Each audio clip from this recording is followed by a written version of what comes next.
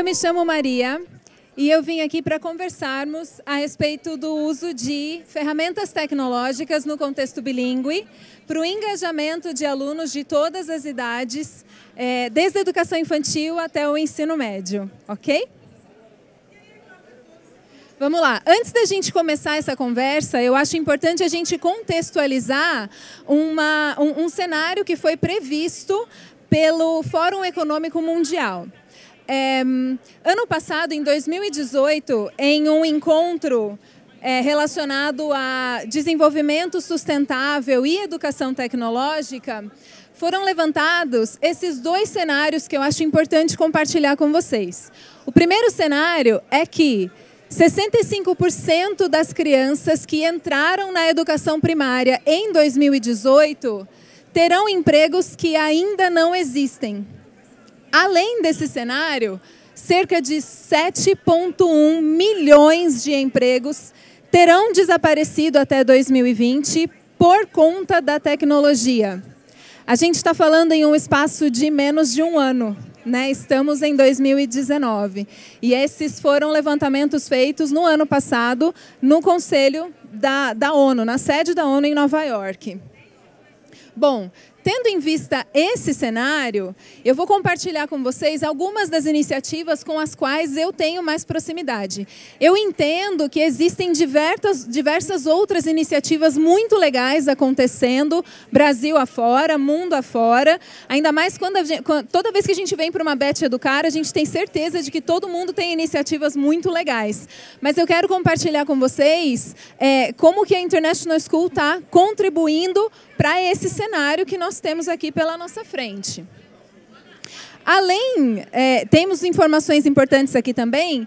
Além daquelas informações, ainda existem as competências e habilidades, de novo, de acordo com o Fórum Econômico Mundial, que serão importantes, em maior ou menor escala, para o sucesso profissional de pessoas a partir de 2020. São elas: a resolução de problemas complexos, o pensamento crítico, a criatividade, gestão de pessoas, coordenação, inteligência emocional, capacidade de julgamento e tomada de decisões, orientação para servir, negociação e flexibilidade cognitiva. Como fazer para desenvolver essas habilidades e competências nos nossos alunos, preparando eles para aqueles empregos que ainda não existem e para aqueles outros tantos empregos que deixarão de existir brevemente. Vamos lá. Começando pela educação infantil, no nosso programa bilíngue, além dos materiais didáticos, os planos de aula também contam com o uso de kits Lego Education, que servem para as crianças desenvolverem a coordenação motora, o pensamento lógico e a capacidade de resolução de problemas, dentre outras habilidades. Mas começa-se muito de pequenininho. Esse programa vai atender as crianças de 1 até 5 anos de idade.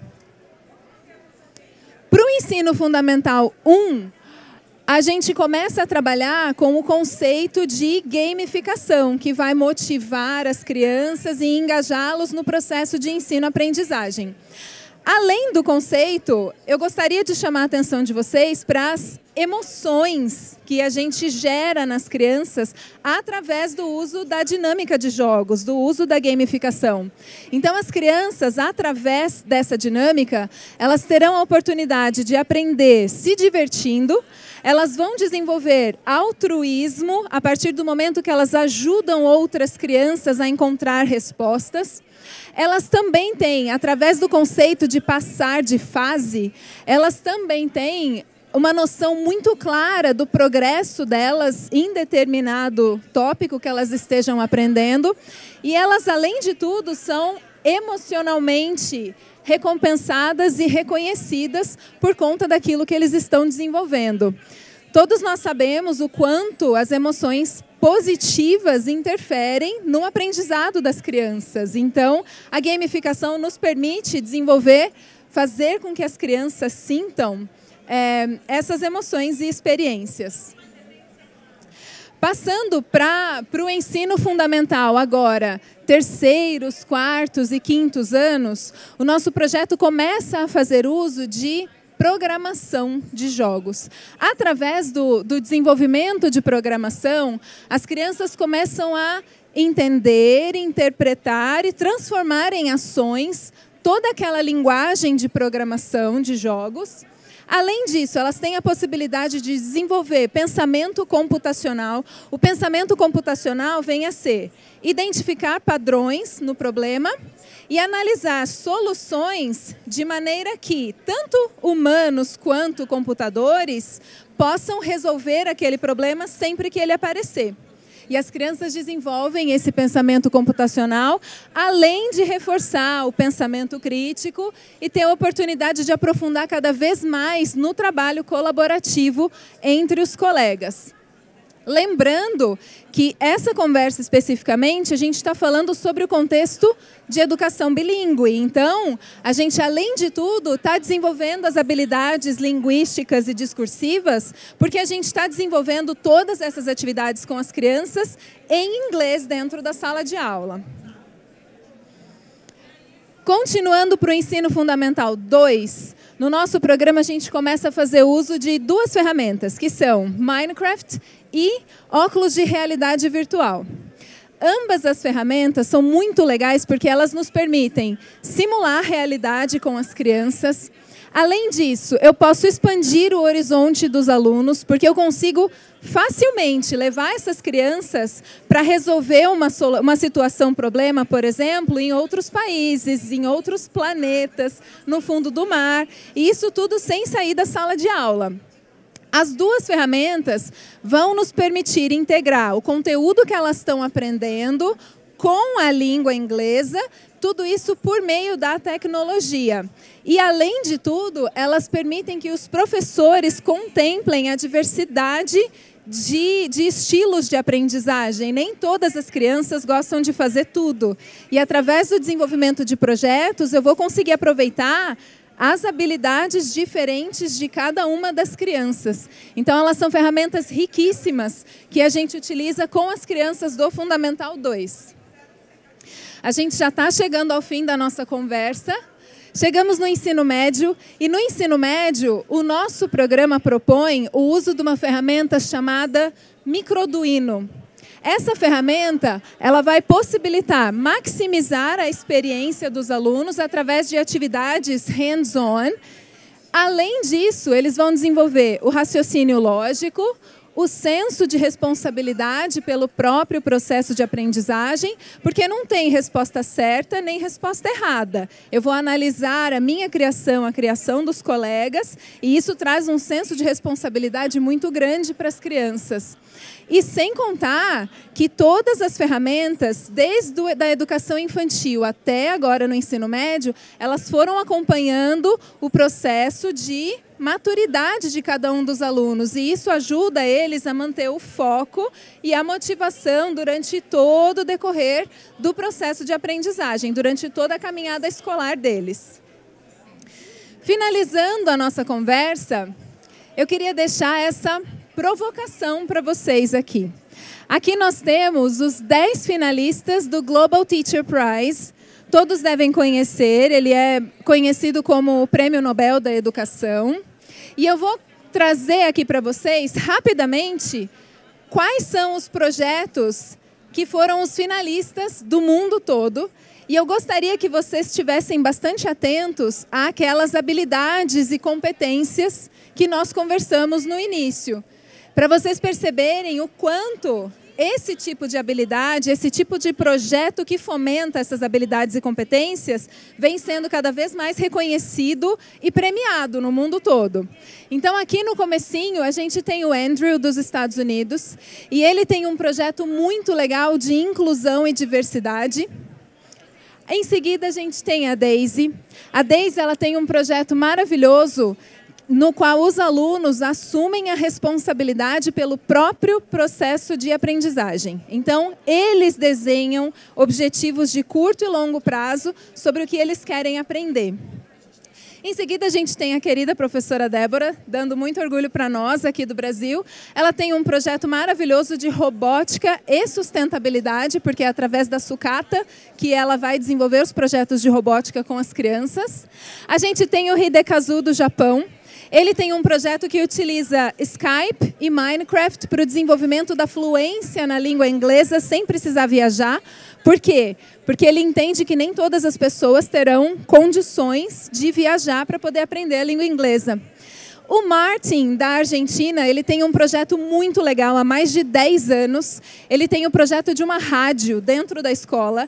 E essa rádio só transmite conteúdos que foram criados pelas crianças. E a rádio tem como objetivo mudar o comportamento da comunidade escolar positivamente. Então, eles trazem assuntos como educação sexual, combate ao bullying, entrevistas com as famílias, segurança nas estradas, por exemplo. Então, é um projeto muito legal. E, atualmente, ele consegue rodar programação durante 24 horas, de tanto conteúdo que ele tem produzido. Ele, inclusive, coloca poesias dos alunos. É um projeto bastante legal. Aqui embaixo a gente tem a Melissa. A Melissa tem um projeto de educação musical. E esse projeto de educação musical da Melissa rendeu a ela um Grammy de educadora musical no ano passado. É maravilhoso. O Peter, que foi o grande vencedor do ano, o Peter ele tem um clube de ciências. E esse clube de ciências dele já é super premiado nacional e internacionalmente. E ele tem projetos como, por exemplo, ele criou equipamentos para que pessoas surdas conseguissem medir, surdas e cegas conseguissem medir o tamanho de objetos. Ele também desenvolveu com os alunos dele um processo de gerar energia através de plantas locais. Então, são projetos maravilhosos que ele desenvolveu com o grupo de ciências dele.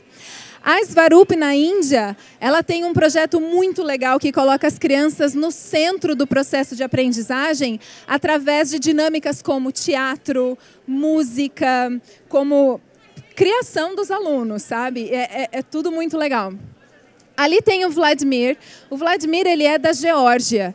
Mas quando eu digo Geórgia, todo mundo pensa nos Estados Unidos logo de cara, e não é. Eu estou falando da região que fica ali próxima da Armênia, do Azerbaijão.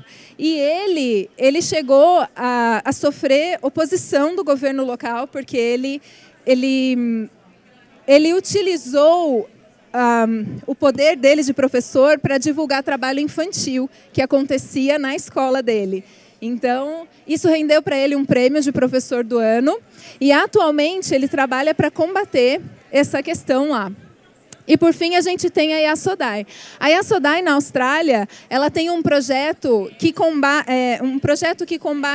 bullying e traumas criados por preconceito contra a diversidade. Ela trabalha num local onde ela recebe alunos dos mais diversos backgrounds culturais e linguísticos. Mas quando eu digo diverso, não é simplesmente de um país diferente. Para vocês terem uma ideia, ela tem 65 alunos aborígenes matriculados na escola dela. Então é desse tipo de diversidade que a gente está falando. E ela desenvolve um projeto lá também maravilhoso e as crianças vão cada vez mais tomando consciência de que diversidade é legal e que está tudo bem ser diferente. Bom, eu trouxe esses projetos que são os 10 finalistas do mundo reconhecidos pela Fundação Varkey como os top 10 do mundo todo, para que a gente fizesse essa relação entre as habilidades e competências que serão cobradas das nossas crianças, o futuro incerto, a gente nem sabe que tipo de profissões eles terão, e de todo esse trabalho e essa responsabilidade que nós, enquanto educadores, carregamos, porque a gente está preparando essas crianças para tudo isso. Bom, gente, eu me chamo Maria e eu gostaria de agradecer muito a presença de vocês aqui, agradecer a Innovation Village pelo convite e eu espero ter enriquecido um pouquinho a visita de vocês à Beth Educar. Obrigada.